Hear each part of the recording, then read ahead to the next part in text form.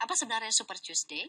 Super Tuesday ini merupakan gelaran pemilihan pendahuluan yang diikuti oleh 13 negara bagian serta wilayah yang berada di seberang lautan. Banyaknya negara bagian yang ikut dalam Super Tuesday menjadikan ajang ini sangat penting bagi para bakal calon presiden untuk mendulang hingga setengah anggota delegasi yang dibutuhkan. Ada 2 bakal calon presiden Amerika Serikat kini yang tengah bersaing ketat untuk meraih posisi teratas. Partai Demokrat memiliki mantan Menteri Luar Negeri Hillary Clinton yang telah mengantongi 91 anggota delegasi, sementara di Partai Republik sang tokoh kontroversial Donald Trump memimpin dengan 82 delegasi. Did you get a chance speaking out against bigotry and bullying? Amerika Serikat akan melakukan pemilihan primer dan kaukus di banyak negara bagian untuk menentukan siapa yang maju jadi calon presiden dari kedua partai pada Selasa 2 Maret 2016 waktu setempat. Biasanya ini ada 2 pemenang pemilihan yang disebut di Super Tuesday akan maju bertarung di kampanye pemilu. Kita sudah bergabung dengan reporter Voice of America, ada Patsy Widakuswara. Patsy, mengapa sih ini disebut dengan Super Tuesday? Seberapa penting Super Tuesday ini sebenarnya, Patsy? Super Tuesday disebut demikian karena terjadi pada hari Selasa, pada Tuesday, dan disebut super karena dilangsungkan di 13 negara bagian, ditambah American Samoa dan juga warga Amerika Serikat yang berada di luar negeri, termasuk di Indonesia. Barangkali diadakan di kedubes Amerika Serikat. 13 negara bagian termasuk Virginia, seperti yang dapat Anda lihat di belakang saya ini, TPS di negara bagian Virginia di kota Alexandria tepatnya. Disebut super karena begitu banyak negara bagian yang melakukannya secara serentak dan memperebutkan jumlah delegasi yang sangat banyak.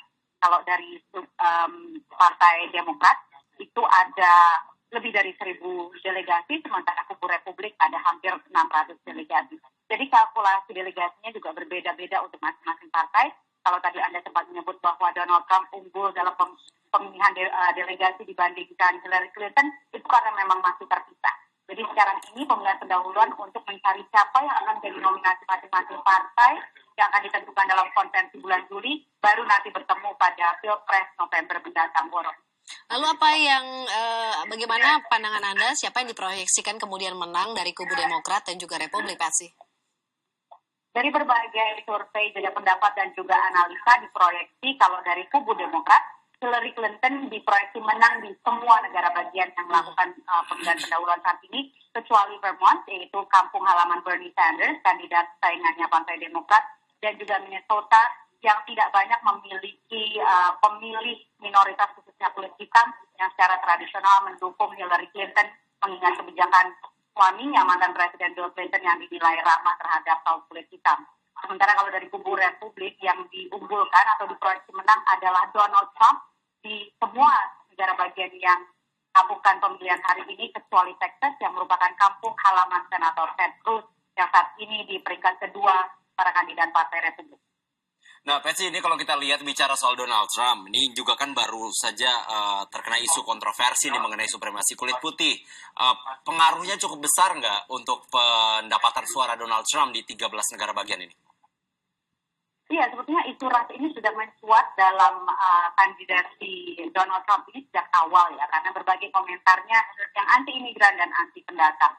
Namun beberapa hari yang lalu kontroversi ini meluas setelah ia mendapat dukungan dari David Duke. David Duke ini adalah tokoh Ku Klux Klan, kelompok supremasi kulit putih yang memiliki sejarah kelam di negara ini sejak pertengahan abad ke-18 terkait kekerasan terhadap kaum kulit hitam. Nah, Donald Trump semula tidak langsung menolak dukungan tersebut, baru akhir-akhir ini menolak setelah timbul kontroversi begitu besar.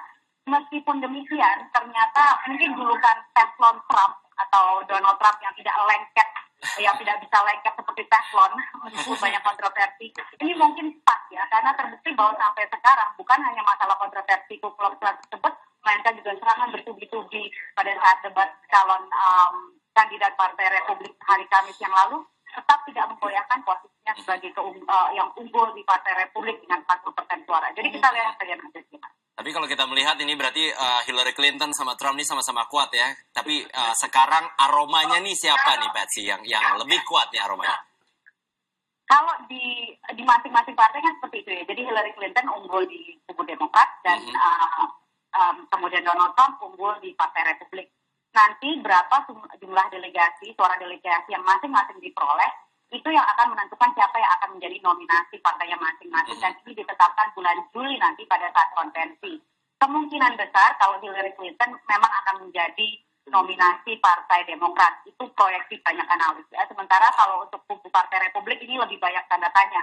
Karena pada intinya meskipun Donald Trump unggul dan populer, namun ia tidak mendapat dukungan banyak dari pihak establishment atau pihak partai tradisional kubu Republik. Jadi ada kemungkinan nanti akan ada politik dagang sapi pada konvensi bulan Juli nanti. Kita masih akan melihat bagaimana kelanjutannya. Terima kasih, Peti Widakuswara melaporkan dari Voice of America.